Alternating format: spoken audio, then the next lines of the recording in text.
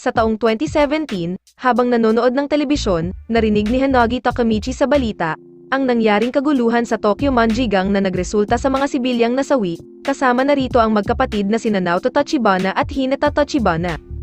Ikinagulat ito ni Takamichi, dahil si Hinata lamang ang kanyang tanging kasintahan noong siya ay nasa high school pa lamang.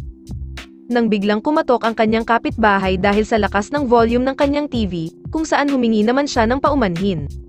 Habang sa trabaho, ay sinasabihan din siya ng kanyang manager na ayusin niya ang kanyang trabaho, kung saan humingi na naman ng paumanhin si Takamichi. Nang siya ay pauwi at nakatayo sa istasyon ng tren, iniisip ni Takamichi kung gaano kasama ang kanyang buhay, kung bakit kailangan niyang humingi ng tawad sa lahat ng bagay. Nang biglang may tumulak sa kanya sa riles ng tren, at sa sandaling bago siya mabangga nito, ay naalala niya si Hinata. Naalala din ni Takamichi ang kanyang ikalawang taon sa high school, kung saan itinuturing niya bilang pinakamahalagang bahagi ng kanyang buhay.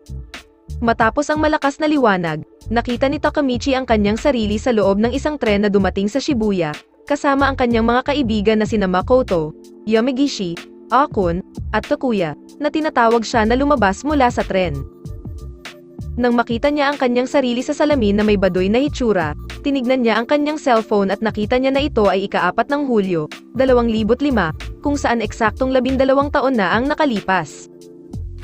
Napag-usapan ng kanyang mga kaibigan ang kanilang plano na labanan ang second year ng Shibuya High School, na kung sakaling magkaroon sila ng problema sa mga third year, ay ang leader ng paaralan at pinsan ni Takamichi na si Masaro, ang bahala sa kanila. Habang sila ay naglalakad sa paligid ng paaralan, nagsimula nang maalala ni Takamichi na talagang lumaban nga sila sa